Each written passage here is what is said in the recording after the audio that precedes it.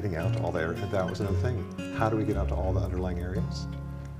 So when we booked all those events and video shot,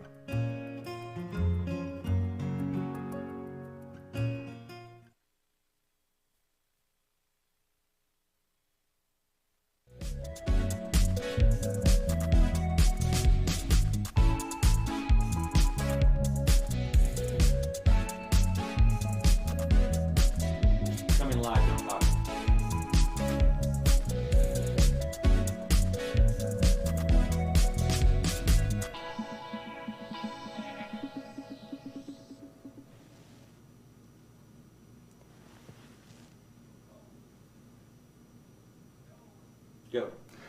well, welcome and good evening. Thank you for taking time to join. We've got an exciting night for you, and I am personally very happy to be here. And as we learn about our candidate, Paul Anderes, I think you're going to be thrilled with what you hear, what you see.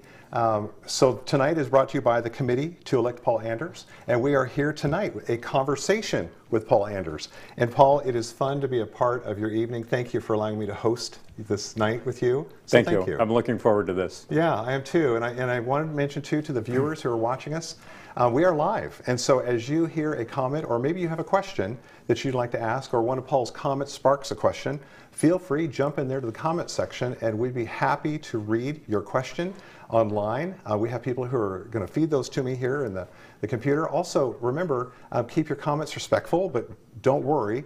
Paul's pretty tough. He's willing to tackle the tough questions as well. So with that said, let's start. Paul, thank you again. You bet. It's a pleasure to spend some time with you this evening and talk about your achievements, talk about where you see the county going in the future. First is first, who's Paul Anderes? Tell us about you. Born and raised in a timber family. My father moved the family to Oregon in the mid-70s and graduated from Roseburg High School. Worked in the woods in the summertime, had the opportunity to travel overseas, they call it a gap year now, I think, and lived on a farm in Switzerland, actually multiple farms in Switzerland, and then traveled down through the Middle East and Asia, and ended up in Australia working on farms there. Great experience. I think it helped shape my worldview for sure. And then got back. Like I say, worked in the woods, worked in grass seed farms in the Willamette Valley, went to Lynn Benton Community College to begin with, then transferred to Oregon State University, got a degree in agriculture education, started teaching in Adrian, Oregon, and for those that don't know where Adrian is, 24 miles south of Ontario, right on the Idaho border. Could not ask for a better place to start teaching ag. It was a great experience. Met my wife of almost 30 years there and had our first child, Callahan, and then moved to LeGrand. My wife's family is from LeGrand. Her great-grandmother is buried in Cove, so she's got pretty deep roots here. And I taught ag, natural resources, and horticulture and wildland firefighting at LeGrand High School for 23 years.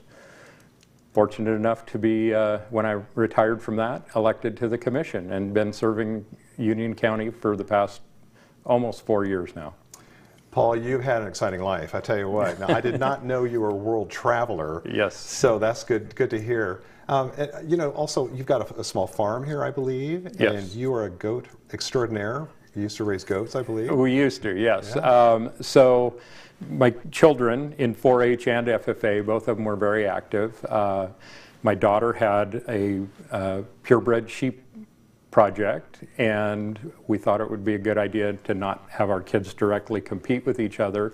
And my son got involved in meat goats, which were relatively new at the time. Since actually in the last little over a year ago now, we've sold the last one.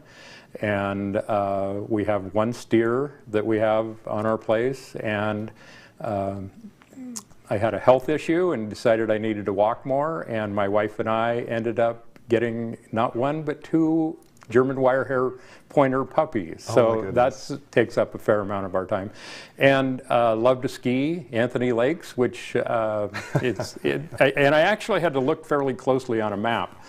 If you're in the lodge, you are not in Union County, right. But if you step out the front door of the lodge, you are in Union right. County. And then up there on Broadway, there's actually a spot where Union, Baker, and Grant counties all come together. Yeah. So, yeah. Love skiing. Last summer, my wife and I bought some of the hard kayaks. We do that. Again, one of my favorite places is either Pilcher or at Grand Ronde Lake, and just it's really relaxing, and I enjoy that. I love it. Love it. Yeah. In fact, folks, we were talking earlier about skiing and powder, and we got a little emotional thinking about those powder days up at Anthony Lakes. So lots of good times there. Yep. Well, you beat me to. I was going to ask you, what do you do for fun? But it sounds like you have a good life, work, health, fun balance going on there. So. Yes, You but do. I do spend a lot of time at work, and I take the job incredibly seriously and work hard at it. You do, and you do, and it shows. And you know, one of the things I'd like to do tonight as we get to know you, Paul, I've got some questions that are more relationally based, and then more that are topical based. Okay. And so, if you're okay, let's go to a topical question. And the first topic I've got is wildlife. Okay. And so, talk about your thoughts around wildlife. Okay, so very early on in my after I had taken the oath of office, Commissioner Beveridge, and it had been, it was probably not more than a month that I'd been in office, came by my office and said, I'm leaving town, I'm going to the National Association of County Meetings. I got this call on elk in the valley floor, can you handle it? And me go, sure, I'll do that. The new guy. Yes. Yeah. And that day was the day, and I think a lot of folks have seen it, is the video of the elk crossing Red Pepper Road, and the herds there were quite a little bit of snowfall that first winter, and I hate to use the term, snowballed from there, but and I ended up shortly thereafter going to the Oregon legislature because both Representative Barreto and Senator Hansel had bills dealing with this very topic. And one of the things of the time that I've been in office that's really stuck with me is when I grabbed that door walking into the Oregon legislature or into the Capitol building, I realized I had never been there before. Interesting. Never had been there. I mean, I'd driven by it, but I had never walked into the building. Had the opportunity to testify, going back to my teacher roots, I had a PowerPoint set up and ready to go. Ready to go, and did the presentation to the House Natural Resources Committee, and got done, and there was a group there that said, we have got to get you in front of the Senate Natural Resources Committee, and I said, okay, I'll do it. And testified there, and that really spun out to, currently I'm on a work group that Representative Levy has got, dealing specifically with elk deprivation across Eastern Oregon, and we have moved the needle.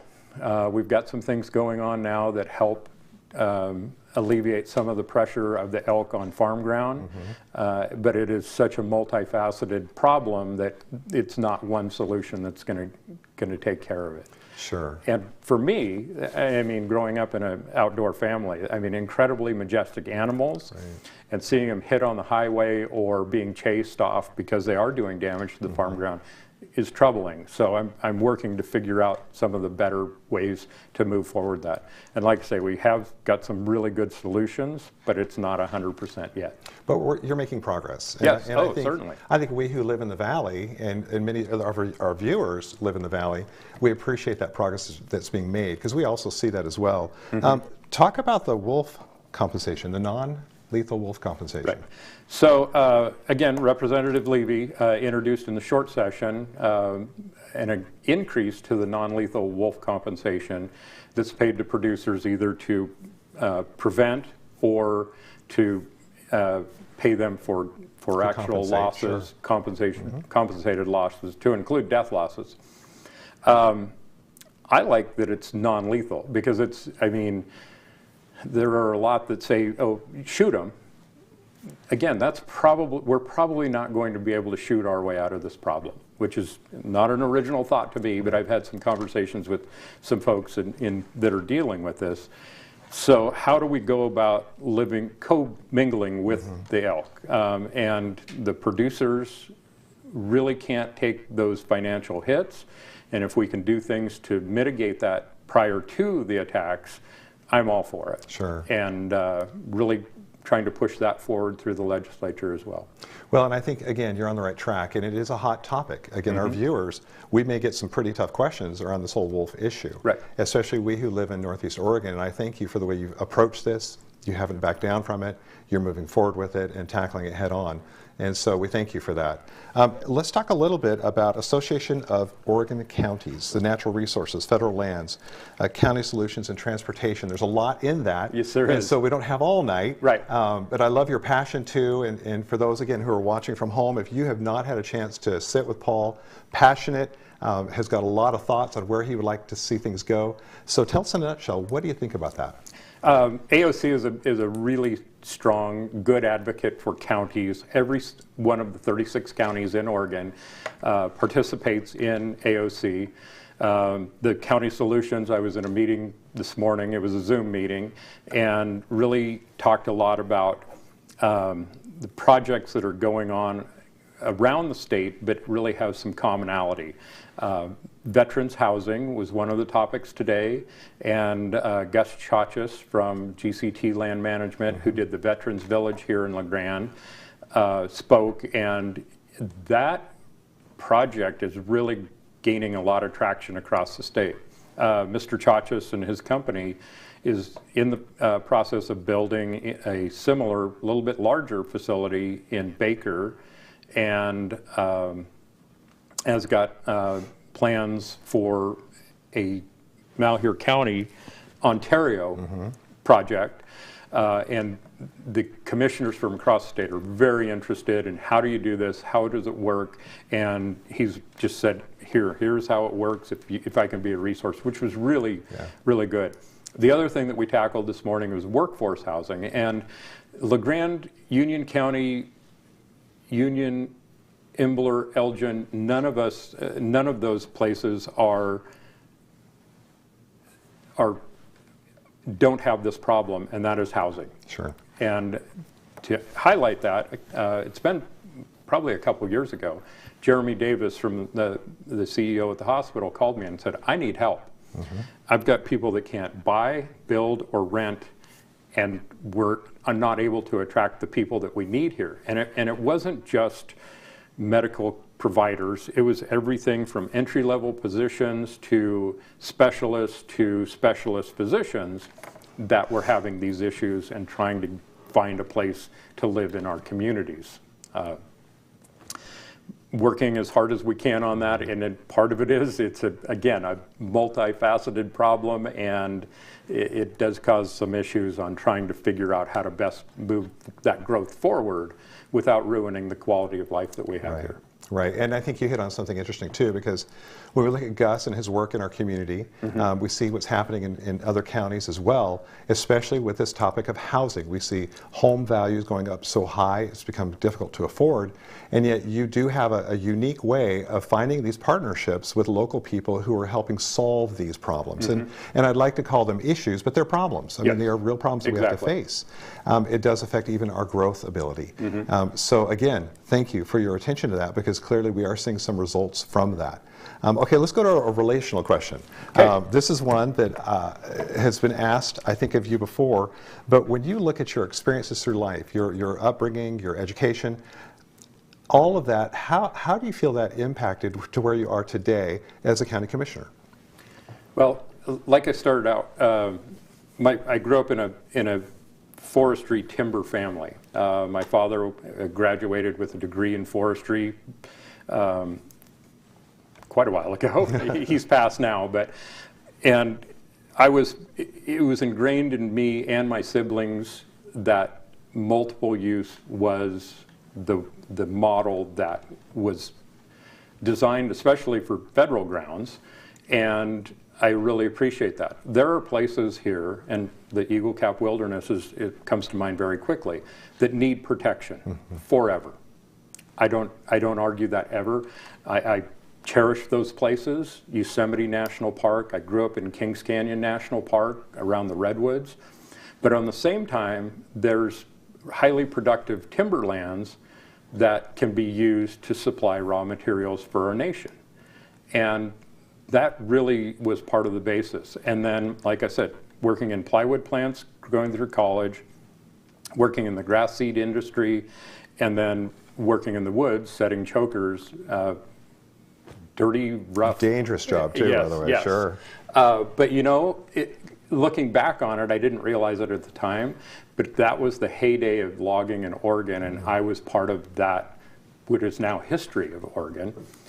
And then as I went, I kind of moved away from that when I was in Adrian, but when I moved here, I started working in wildland fire, and I did that on and off. I tried to retire from it a couple different times for over 20 years. And that gave me the opportunity not only to be in the woods, but also to be trying to protect some of our resources. And the other part of it, which I really enjoyed, was traveling the West to go to these places and seeing places I probably wouldn't have seen otherwise. Yeah. So that really kind of is the foundation on multiple use. Mm-hmm. Mm-hmm. And it sounds like it modeled your thinking in terms of what the future could look like. And I would imagine your work ethic had to be pretty strong in those industries. You know, you get up early and work late, and on it goes. Okay, Yep. well, thank you.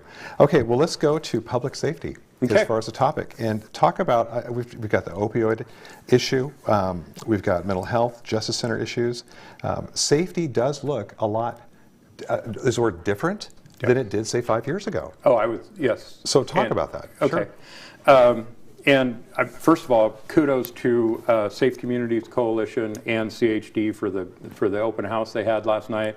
I was able to catch a lot of it on, not live, but on my phone.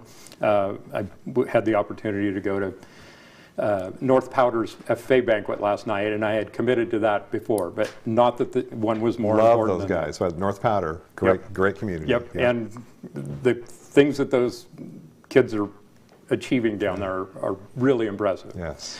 But the opioid epidemic, and I don't want to say I was fortunate enough, but I was able to sit in on a roundtable that Judge Powers, District Attorney McDaniels, and Sheriff Bowen had put together, and there was a lot of, everybody was there, Chief Bell. And part of it for me was really an eye-opening experience on not only how bad the problem is, but the level at which it is in every fabric of our community, which is, to me, is incredibly concerning. At the end of that meeting, they said, okay, we've talked, now what are we going to do? My commitment at that point was to work with Representative Levy, Senator Hansel, and anyone that I can at the Oregon legislature to make sure that we've got programs in place to help these people and to combat especially the opioid epidemic. It's important, and Paul, the preventative concepts that I've heard come out from that, I think are powerful, and I'm looking forward to seeing more in your second term what that could look like. Yep. So thank you. Do you want to talk about this? COVID, we like to think it's behind us, and I think many of us weary of the COVID conversations. However, it is a very real issue that unfortunately we are still facing. Yes. And so you've got relationships that have been stressed. We've got mask or not to mask, to vaccinate or to not to vaccinate. Do I get a booster, do I not? Will I lose my job? I mean, not to go on too long. Right. But there's a lot there, and I know you carried a lot of stress as in fact, I want to thank our commissioners for leading us through this whole COVID crisis. I can't imagine what it must have been like to be in your position and having that unfold before your very eyes. So talk about your thoughts around that, talk about your feelings with it, and where are we going to go from here? Okay. Well, clearly something that no one could ever have guessed. And to put it into a little bit of perspective, I was in office for 15 months when we were handed this. Yeah, and with very little information. The first time I remember it really registering me, I was actually in Washington, D.C. And one of my commissioners, we were having dinner, and I said, "Where's George?" I said, "He went home. We had a COVID case." And I'm like, "Oh, I've heard about it is it that serious?" And clearly, we found out very quickly thereafter, it was that serious. I think we were all like that, absolutely, right, yes. Right. So I remember getting on the plane and kind of thinking about it a little bit. And when I got off the plane, which is 8 hours or so, it had absolutely exploded, not necessarily in the epidemic itself or the pandemic itself, but in the media. And so the first thing I did when I got back is I went and talked to our emergency manager, and at that time it was JB Brock. Right. And I said, JB, I said, what is this? Tell me about it.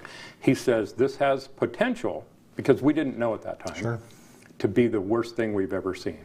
And I went, okay. A few days after that, schools were shut down. People were scared.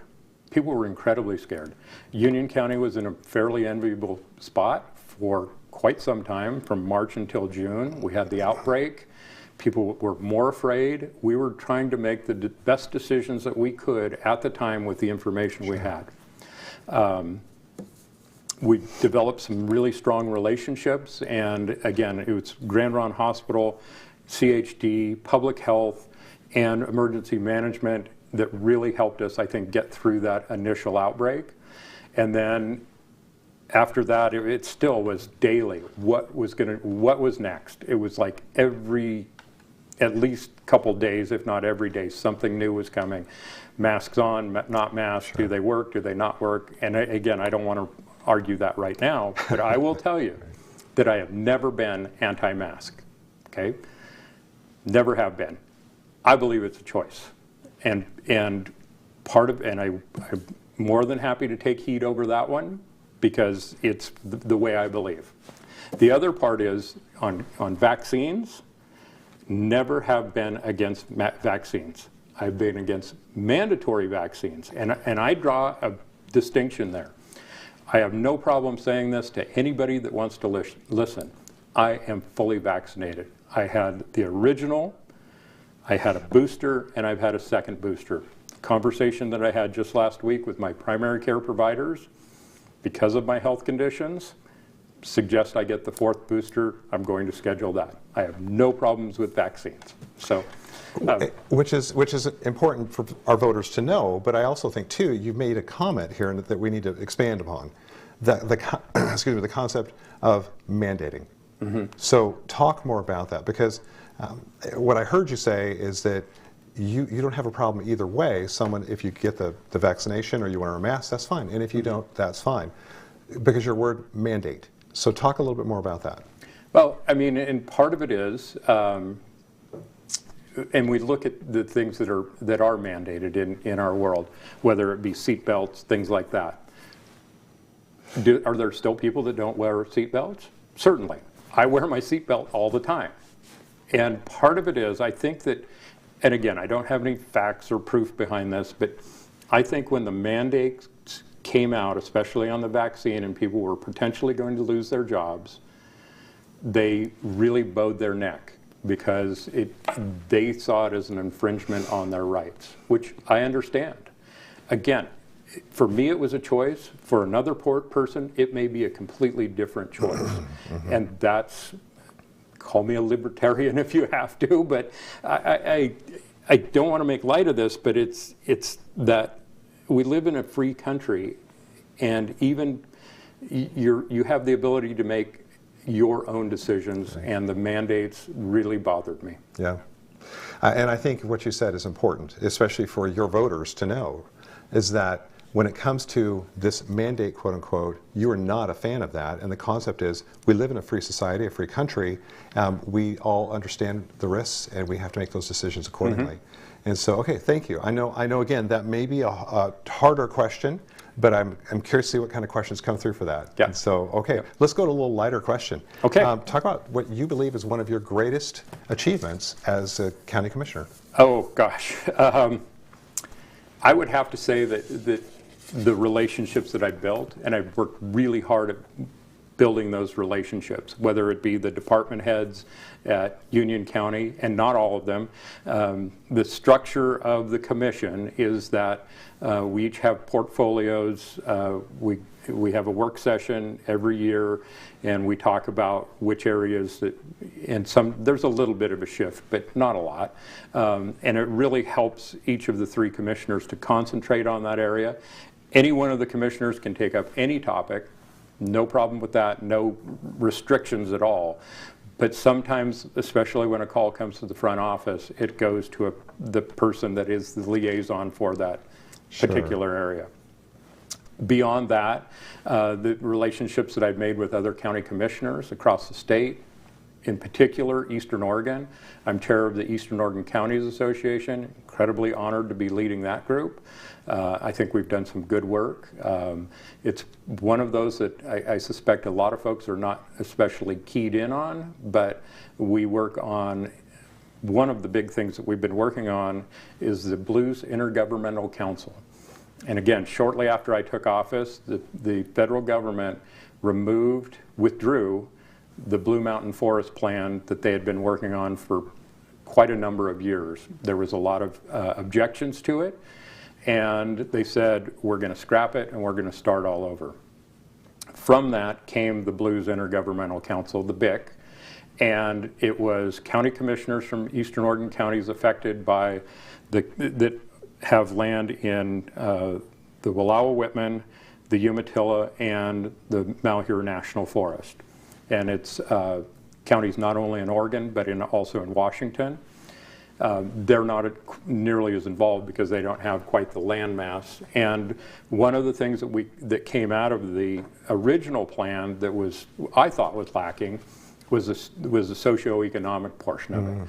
You could read it and go, yep, this talks about Western United States, but it could have been Grand Junction, Colorado. It could have been... Didn't specify. Yeah, it was really what it had done, they had taken the I-84 corridor and never really gotten off of that. They didn't even talk about any of the towns in Grant County or Wallowa County.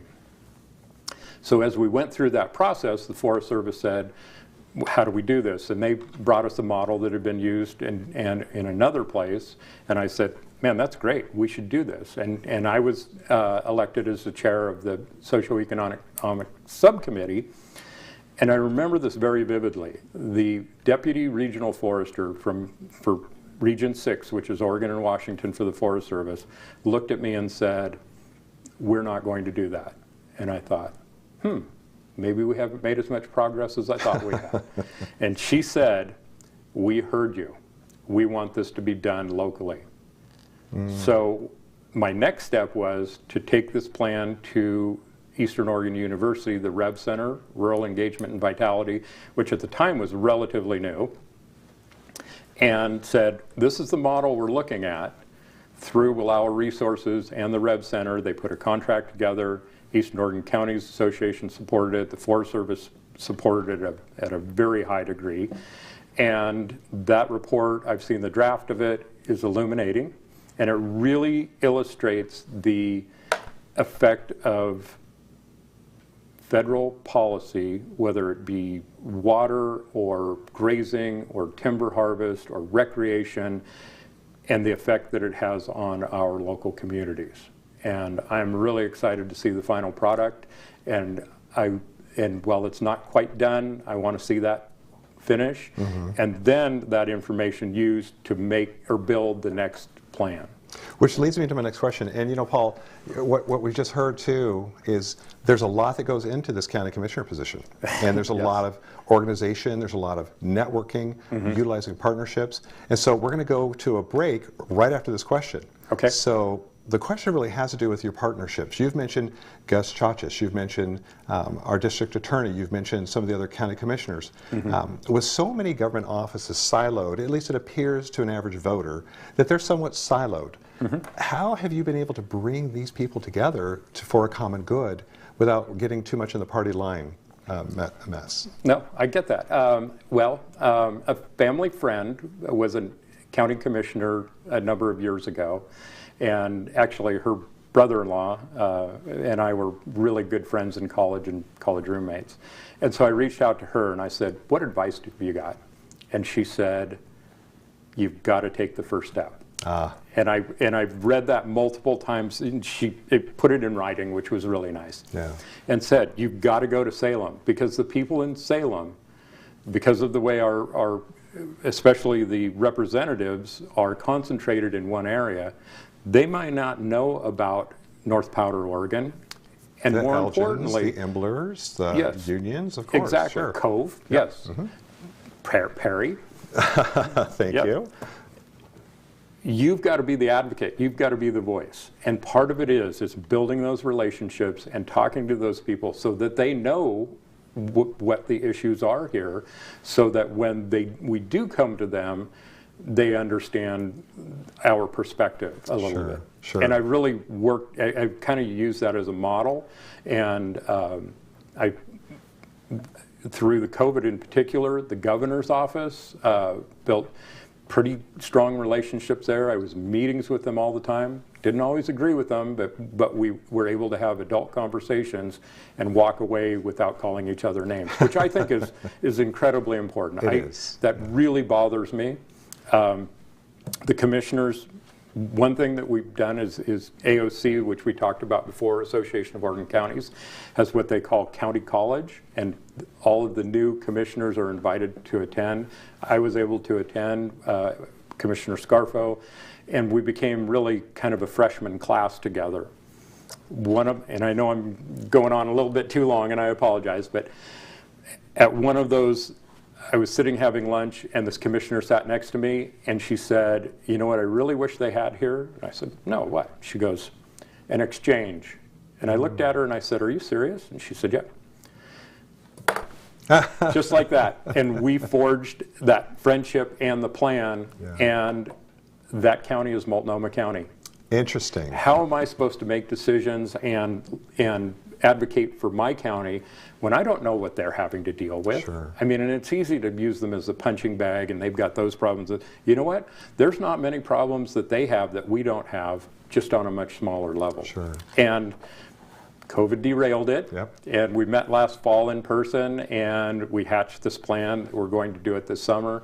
She's going to come to Union County, and I've got more things planned than we can ever get done, and the same me going to Multnomah County to learn about what their county has to offer and has to deal with. And that's, Paul, and that's a genius that we see in your leadership, is you're able to build these bridges to perhaps organizations or belief systems that we may not appreciate so much, but we still need to find ways to work with them. Yep. So thank you. You bet. Okay, with that said, we're going to take our first break.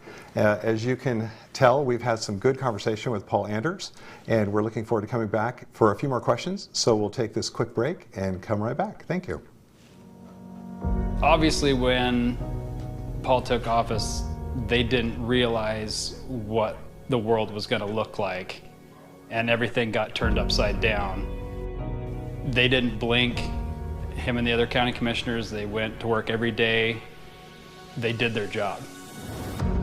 I've known Paul for probably close, give or take a year, 25 years. As long as I've known him, that it didn't matter who you were, where you were from, you were always going to be treated with fairness and integrity.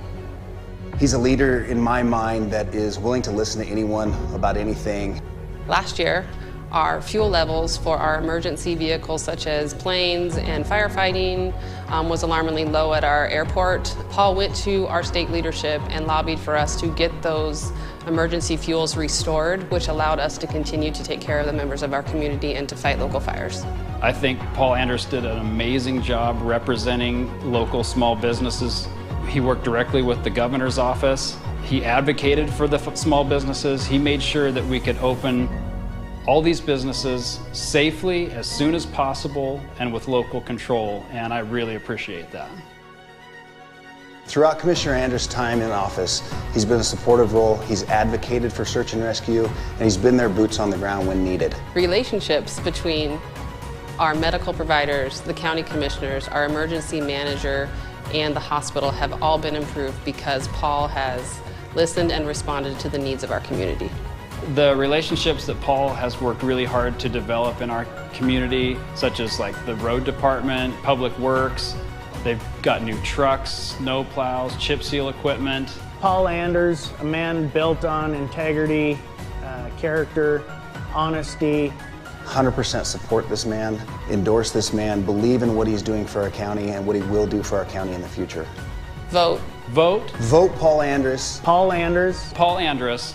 Vote Paul Anderes. For Union County Commissioner.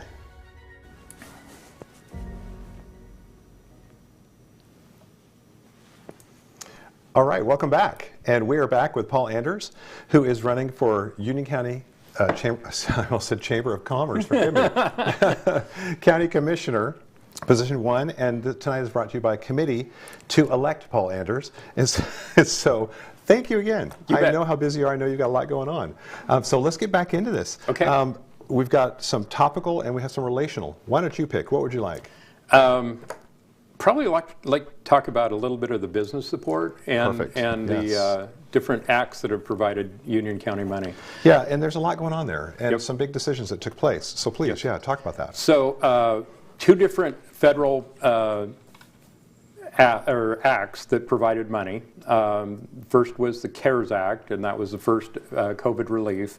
And from that, as a Board of Commissioners, we were able to identify and reserve $730,000 for business support. Small businesses had to be less than 30 people in the business, had to be at least 50% of the ownership of the business had to be Union County residents, and really quick turnaround on that first one. And we were able to provide quite a number of businesses, from restaurants to hairdressers to gyms, attorneys, all different that had seen a downturn in their business, especially from the closures and the early effects of COVID. And then just recently, through Representative Bobby Levy, our state representative, the Oregon legislature provided us with $500,000, and in a decision, in an open meeting, we decided that we were going to, again, provide support to our local businesses. That was $500,000. Approximately 70 businesses applied and qualified for that. And 20... So all local, by the way? All local. All Union County, yes. Okay. And of those businesses, 24, I believe is the correct number, were businesses that hadn't participated in the first one. So we got to a new group that needed help. So sum total, $1.2 million to our small businesses in Union County. The ARPA money, American Rescue Plan Act money, provided federal dollars to not only Union County, but each of the incorporated cities in Union County. The county's portion of that was approximately $5.2 million, and I never thought I would, in my life, be talking in millions of dollars. Yep. Or millions of dollars not being enough. So at a work session, we brainstorm, we have a whiteboard, put up all these different ideas, and when it came down to it, we decided as a board to support the Union County entities. No nonprofits or anything like that, which I understand is probably troubling to some, but at what point do we really draw the line? And how much do we give each one? Because each one, I mean, whether it's the Elgin Opera House, which I am a huge supporter of, Liberty Theater, Eastern Oregon Livestock Show, any number of really great programs that happen in our county. And those things went, and I'm going to run down through a very quick list. We reserved $1 million of that because these were estimates that we got from department heads and county departments. But airport, $450,000, assessor, $318,000, Buffalo Peak golf course, $272,000, computer services for the county, $90,000. This one I'm really proud of. We're going to finish the search and rescue building. That's been, majority of it's been done by volunteers, and the search and rescue is very volunteer based. $180,000 to finish that. Mount Emily Recreation Area, which I am a huge fan of. I know what a draw it is in our community and how it impacts our local economy. $300,000 there. Public Works, $650,000. Sheriff's Office, $558,000. And then a lot of it will go, almost one of the remaining $1 million will go to repairs and deferred maintenance of IT and buildings, which Joseph Building, Joseph Annex, and some of the other county-owned buildings. So incredibly difficult decisions, but I think what we're doing is we're investing in Union County so that we're better prepared to move forward in the future. And that's really where I want to go next, because what you're talking about, we're hearing a lot of dollar signs going to agencies that clearly, and we all know, those of us who've lived in this county for a while, we know those agencies have been underfunded, underserved, deferred maintenance, we mentioned a second ago. And so how did you come to this decision? What made you, that light switch go on and say, this is the direction we need to go? Well, part of it was, like I said, we had this wish list or project list on the whiteboard, and then we sent it out to the department heads and said, what are your needs? Sure. And I will tell you, and it's really easy. I think of myself as fiscally conservative. Government spends too much, government spends too much. But I'm really proud of the people we've got working with and for Union County, because the lists that came back were not extravagant. Sure. As I looked through the original list, which was about $6 million, it was like, gosh, how could I ever cut? I mean, there wasn't anything that was an easy cut. Sure. So again, we went back to them and said, if you had to cut, where would you be? And they prioritized those, and then we were able to look at that, and that's how we came up with the proposal for spending that we approved, which was, give or take, $4.2 million with $1 million in reserve. And again, I think we're going to set the county up for success in the future. And that is actually leading me to my next question. Before I ask the question, viewers at home, as you are watching and you're hearing Paul and his thoughts on things that have happened in the past, as he has led us through a very difficult time in history, as well as some of the business decisions, wildlife, associates of, Oregon counties, you may have some questions. Please feel free to go ahead in that comment section, ask those questions, and they're going to be fed to me here, and I can ask Paul. And again, he's not afraid to answer the tough questions, so be sure and get those questions rolling. Okay, so let's take a second and let's talk about, you've mentioned some infrastructure that you're obviously enhancing, improving, so that we can move this county forward. And so as one who sees the county, I know many people who work there, these are wonderful people. They're not extravagant people. They're brass tacks, down-to-earth people. And I think what you did was brilliant in that, or what your team did was brilliant. Yep. So with all that said, where do you see the county in the next 5 to 10 years? Where do you see it? I think Union County's poised to really move forward in a great way. In my view, there were not many really good things that came out of COVID, but one of them was the ability for people to work remotely. And we've got some people that have moved into our community, which I think are a really tremendous asset. And I think that's going to be more of a norm than it has been. And I think people realize what a great place we've got to live here. Our agricultural community is incredibly strong and incredibly supportive of the community and communities and vice versa. I think that there's going to be, because of the different groups in meetings that I attend with natural resources, I think that there's going to be a lot of growth in not necessarily what would be considered logging, but restoration for more fire resiliency and healthier forests. I think that we've gotten to a place in a lot of, especially our federal forest, where we need to put some management back into that. And I think that and I've seen those businesses start to develop and grow in the county, and I see that as a fairly good trajectory for those businesses. Yeah, and I hear a lot of what you're saying too. The balance of growth is very important. And so take a second to talk about that. In your opinion, as we look at, say, counties around us or cities around us that are just growing exponentially, we see Boise, we see some of these communities that are just taking off. I mean, it's construction after construction after construction site. So there is growth, and there's unhealthy growth, and then there is healthy growth. So talk about your thoughts around healthy growth for Union County. First thing I would suggest that we do to get that healthy growth, and we touched on it in the first portion, is we've got to solve the housing problem. And I'm not saying that we need to build on every square inch of the county, but and you've seen that. and I love Bend. Even as much as it changed, I still love Bend. I grew up in the Bend of the 80s. I spent a lot of time there, and it breaks my heart to a small degree because it doesn't have that same feel. Great economic conditions for the most part, but they got hit, especially in the tourism with COVID, is probably more than some of the other communities. But I think it's that balance between productive jobs,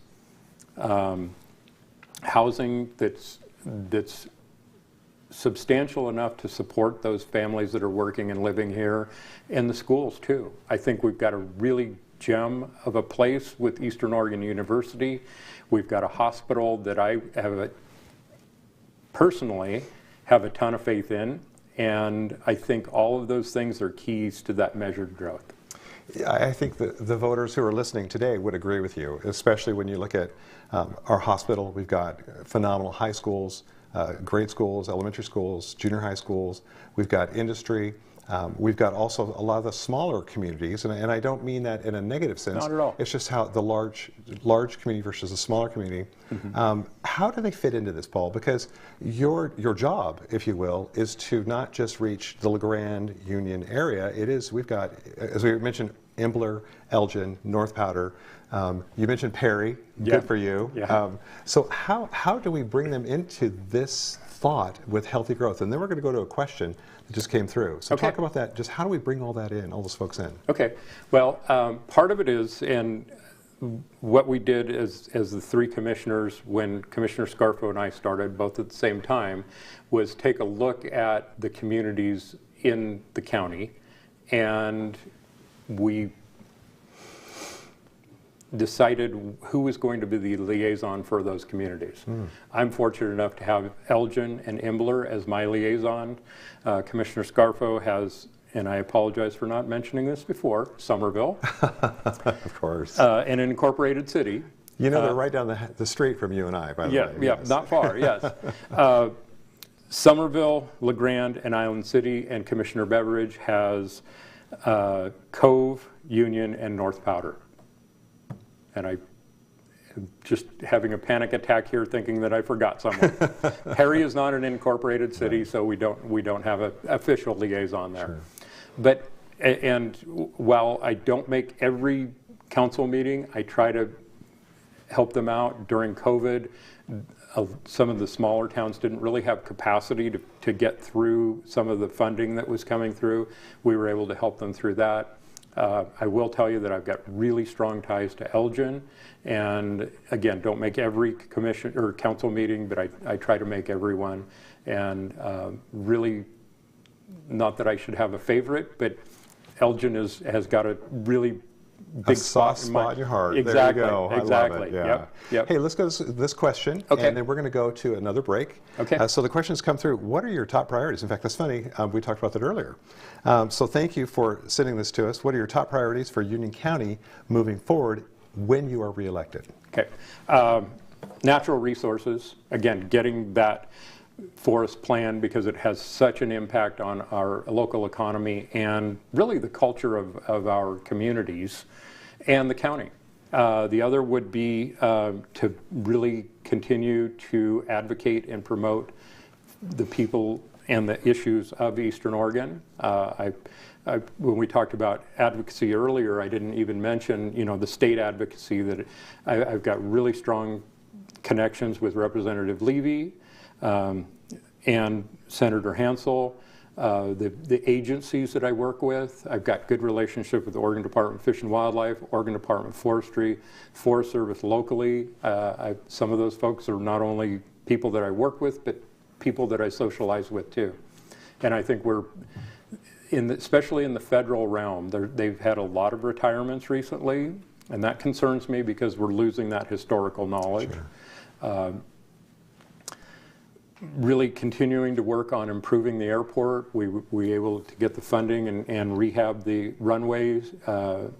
And that, again, not a lot of positive came out of COVID, but the federal government, early on in COVID, decided that on these types of projects, they were going to fund it 100% rather than having a local match. So that was really big for us to be able to get that done. Working on the fuel that we talked about for the airport, which is the total package for all in, which is fuel tanks, trucks, buildings, and generators, $1.4 million. We've got. And we need to talk about that here in a second. So Okay. let's not forget that too. Okay. So we're going to go to a quick break. Thank you, because those are incredible priorities. And as we've been asked this question, when you think about these priorities, it's a long laundry list. And what I hear a lot of what you're saying too is building these relationships with folks who are influencers and can help move our county forward. Okay, so we'll put that on pause. We are going to come back with some tough questions. Are you ready for those? I am. Yes. All right, we'll be right back.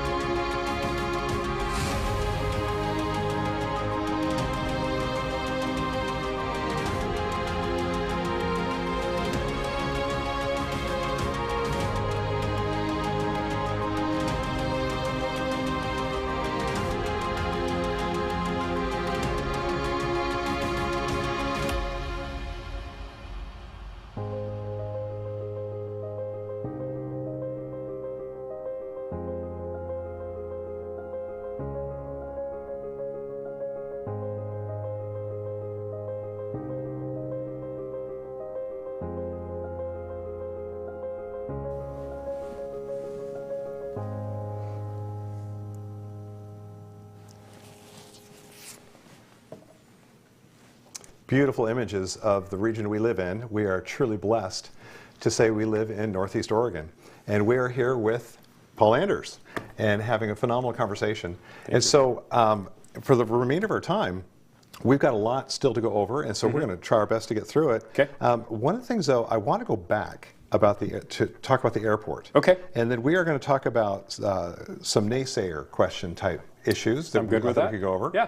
But we were talking earlier about one of the challenges that we faced, was it last year with the fires and the jets? So talk about that, and then how you see that being solved. Okay. So last summer, when we had the fires in just over the border in Washington and one in Wallowa County, we have traditionally we've provided a lot of retardant and to the, not we, the Forest Service has, to fires in the region. And those particular fires were being fought with, the retardant planes anyway, were jets. And prior to that, and jets are not especially new, but the frequency and the speed at which they were coming back in for reloading and refueling was pretty quick. And what happened was we got into a very precarious position with the quantity of fuel that we had left. We have, give or take, 40,000 gallons of capacity, and in one afternoon, they burned in excess, just in the afternoon, they burned in excess of 16,000 gallons of fuel. So couple that with a transportation shortage and a West Coast Jet A fuel storage or fuel supply issue, we were nervous, to say the least. Went through multiple government agencies. They were able to emergency us some fuel, and we never did run out, fortunately. But we realized at that time that we really needed to do something. So working with Representative Levy, she went to the short session where each representative can only have 2 bills, and one of hers was to help us solve the fuel problem. That came out of committee with bipartisan support, went to Ways and Means, and never saw the light of day again, unfortunately. Knowing that that was always a possibility, we went to what's called Connect Oregon, which is through Oregon Department of Transportation, and applied for it. That's been a relatively long process, and we originally, our numbers were not that great in our ranking, because when you look at it, especially from a carbon footprint lens, the fuel storage, why would we want to do that? That's not green, it's not carbon neutral and things like that. However, lobbying and advocating for this project, I was able to explain to them that at first glance it's not, but if we don't have this fuel for the planes, we don't put the fires out and we'll release that much more carbon into the... So we're working on that as of right now, and it'll be in the middle of May that the final decision is made, but we are on the list for funding for that for a good portion of it. And then just found out yesterday that we're also looking at potentially being on the list for the E-Board, which is what happens between legislative sessions to fund agencies to get things done. And what they're talking about doing is getting this for the Union County Airport and making sure that they use it as a model for other airports, because we happen to be the most obvious issue last summer, but it was not unique to Union County either. There was other places that had the same problem. Also have gone to Senator Merkley for congressional directed spending. So we wanted to make sure that we tried to make sure that in the end, we're going to get funding for this incredibly important project. You know, Paul, it's never as easy as we who are voters. We think, well, okay, we got an airport, they're flying in and out. And I remember seeing those planes, many of them coming in and out constantly, and we knew why, the fires, and the fire retardant planes literally flew over our home. But an average voter, like me, would not realize the challenges that are faced with that yes, we want to ensure there's fuel at the airport to help these planes to do what they need to do to extinguish those fires. Sorry. No, go ahead. Having been a firefighter on the ground, there you go. There is not much worse feeling than whether it's a helicopter or a retardant plane requesting it and not getting it. Yeah, I can't even imagine. I mean, you may be holding on by a thread to this chunk of line and you need that retardant to slow it down, and if it doesn't show up, it really changes the game. I can't even imagine. And again, I think about the average voter and the depth in which it takes to solve that type of problem. It's not as simple as just throw in a bigger tank, get more gas, we're good. That's just not how it works. Right. And so I salute you on your forethought and your ability to look around the corner, in essence, to see that problem and then how to solve that problem. Okay, so we had promised that we were going to talk about a few tougher questions. Okay. And one of them is a homeless problem. And so I don't want to say this is a loaded question, if you will, because depending on how you answer it, you could come across as unfeeling, uncaring.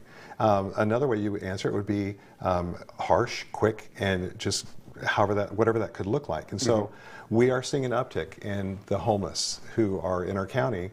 Some by choice, some not by choice. Some is tragic, and some, again, it could be a mental health issue. I don't know, and I'm not qualified to diagnose. So how are you going to help tackle this? What are your thoughts around it? Been working on it a fair amount recently. Okay. One of the solutions that I hope will, and it won't be short term, I understand that, is new Justice Center. Sheriff Bowen has talked about this much more and can explain it better than I. But whether it's in the same facility and remodeling or a new facility, he is taking steps to get facts rather than opinion. Sure. And his view of that is, if I'm not overstepping my bounds, is a portion of it, and I look at it as a central location where everyone will have access to it. All the people that work there will have, and to have those relationships. And then 3 wings off of that. And one would be mental health, because if you read in the Observer, that in the record, how many calls for service for mental health? Quite a number. And I've got a quote on my office wall that talks about that it's not humane to put mentally ill in your jail, and jails were not designed for that either. But if we can get those relationships put together, and cooperative relationships, that we can get people the help they need rather than having to put them in jail because there are really no other options, I think that would be a really good thing that we could do. The other, and we've already talked about it, is drugs and addiction. Have a wing that we can have people detox if they need to, and then hopefully at that point they realize that they need help and seek the help and have those services there.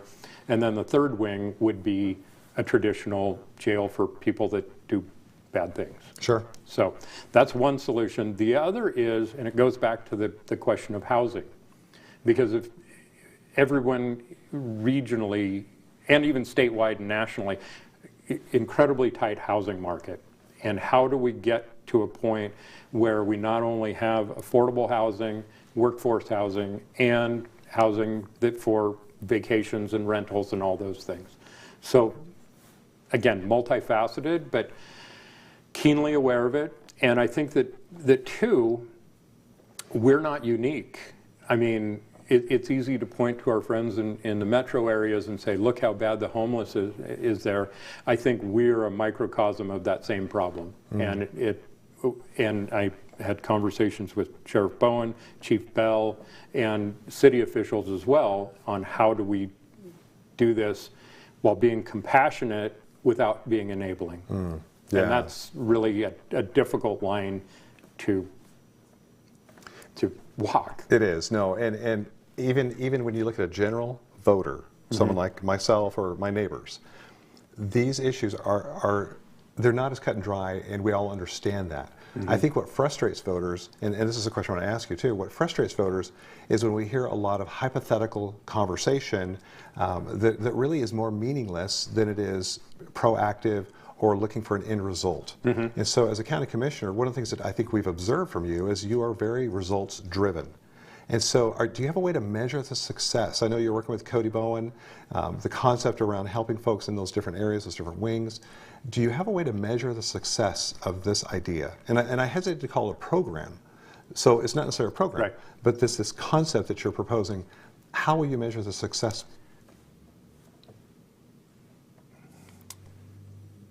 Probably with the point where we don't have homeless, unsheltered anymore. And the other is, well, it's an incredibly heartfelt and good program to help our neighbors out. If we didn't have a need for the warming shelter, I think that would be a really good barometer of success in that particular, especially on the homeless, houseless, homeless question. But first of all, there's not a short-term answer, and it's not an easy answer. No. And I think we're going to have to really look at what all of our options are. And I think one of the things that I appreciate is you're willing to look at uncharted territory. Meaning, I don't know if this program has been done before, but let's try it, see what happens. Yet understanding there will be results from it. We all know that. So thank you. Okay, so let's... And a really good example of that, in my view, is the Veterans Village. There you go. It's unique, and it's being replicated, which I think is really a great barometer of the success of it. I agree, and there you go again, looking at how we would measure the result of that concept. I completely agree. Thank you. So, okay, tough question. Those are tough questions, and I hope I didn't Not at all. I didn't feel like I stumped you or anything. No, we're good. So let's talk about naysayers. Okay, so in any political campaign, any political position, there will always be naysayers, and that's just normal. It's just part of how life works. Sometimes it's not pleasant to deal with that. But talk about, and I hate to even ask you this, but talk about some of the things that you're facing. What are your naysayers saying to you, about you, and perhaps even some of your policies they don't like? What are those, and how do you respond to that? Mount Emily Recreation, which I